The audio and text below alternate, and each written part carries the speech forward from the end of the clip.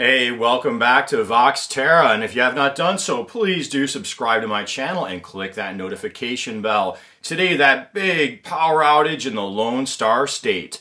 I'm going to take it from a different angle than I think a lot of the media outlets are offering up to you. For starters, let's take a look at what Texas Governor Abbott said, one of his quotes.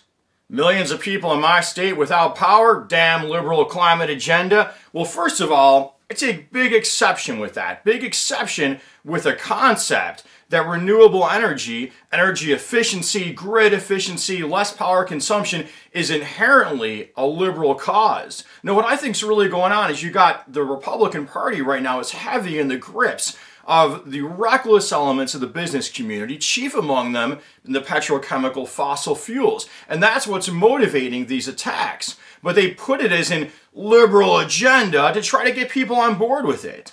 It's called, a form of manipulation, in my opinion. Let's take a look at the ongoing attacks on wind energy. This has been going on even before this power outage. From Desmog, citing the Guardian news, and this is a really underreported story that should be giant news. The Guardian exposes fossil fuel-funded groups coordinating renewable energy attacks. By Steve Horn, all the way back to 2012. These documents show for the first time that local NIMBY they mean not in my backyard, anti-wind groups are coordinating and working with national fossil fuel-funded advocacy groups to wreck the wind industry. All right, so that article, they expose a bunch of documents. It's really interesting stuff showing the money behind anti-wind movements.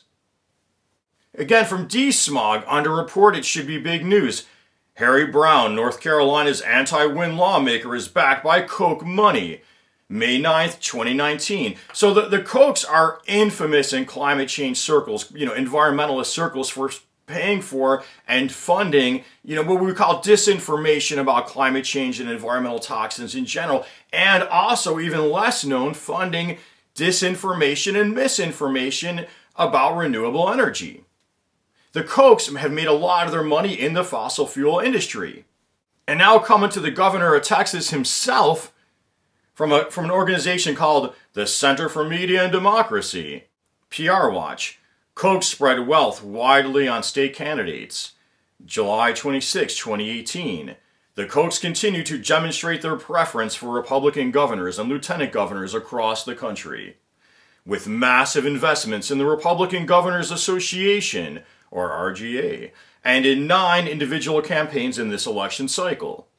Now coming to Greg Abbott, they showed a $25,000 contribution by Koch PAC, and Charles Koch also contributed another $25,000. And there's lots of other money that's harder to trace. Now you might have heard there was a meme circulating around showing a wind turbine allegedly getting sprayed with chemicals during the Texas power outage. Then that was exposed that wind turbine wasn't in Texas at all. It was from years ago and it wasn't getting sprayed with chemicals. And as I read on a news site called Carbon Brief, wind turbines can also be made to be resistant to cold weather by having de-icers built into them. In fact, wind energy is running in all kinds of cold weather places, as are other forms of power.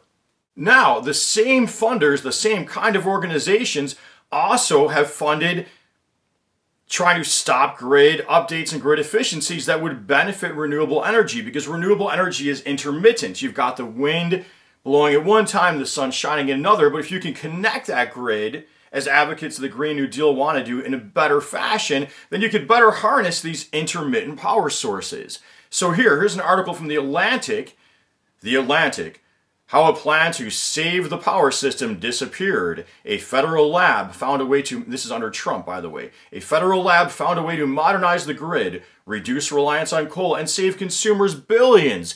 Then Trump appointees blocked it. That's a 2020 article. And again, that article showed the fossil fuel connections with those different appointees.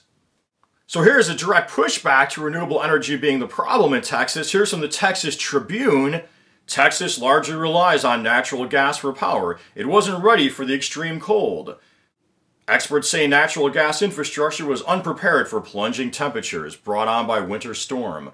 Policy observers blame the power system failure on the legislators and state agencies, who they said did not properly heed warnings of previous storms or account for the more extreme weather events warned of by climate scientists. So you see, it goes together now. The climate denial, the putting down of renewable energy, making that grid unprepared. From the Houston Chronicle, Texas grid fails to weatherize, repeats mistakes Fed cited 10 years ago, by James Osborne, 2021.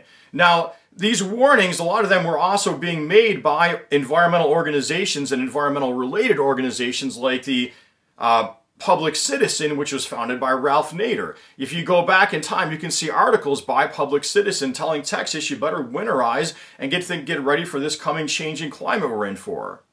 Now, attacks on the Green New Deal in particular, well, for one thing, the Green New Deal isn't even in place yet. But the Green New Deal basically calls for, in addition to better grid connectivity, it also calls for better grid resilience to extreme weather, which would have left Texas better prepared, like winterizing. And finally, this extreme cold blast was brought on by climate change, which was set in motion initially by fossil fuels. It's now taking on a life of its own, but the excessive burning of fossil fuels is what set it in motion. So, as I've explained in other videos, that as that Arctic is heated up more than the rest of the planet, we're losing that circulatory pull between hot equator to cold pole, which is then throwing off the jet stream and allowing what's left of that cold Arctic air to slump down in unpredictable fashions. And that to me, this changing of our weather patterns, like the jet stream and eventually the Gulf Stream and these other circulatory patterns, that's a much bigger threat really than even sea level rise, which you can kind of see coming. Because this drastic shutdowns of our predictability of weather is going to harm agriculture. It already is in many parts of the world.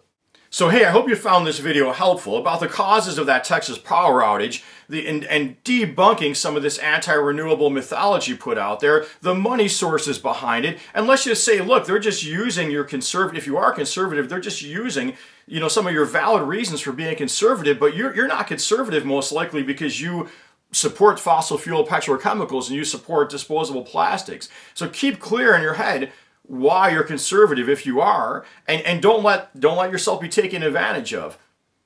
Well, hey, I hope you found this video helpful, and if you did, please subscribe to my channel, click that notification bell so you know when I'm putting up a new video, and until next time, like, comment, support at Patreon, and peace be with you.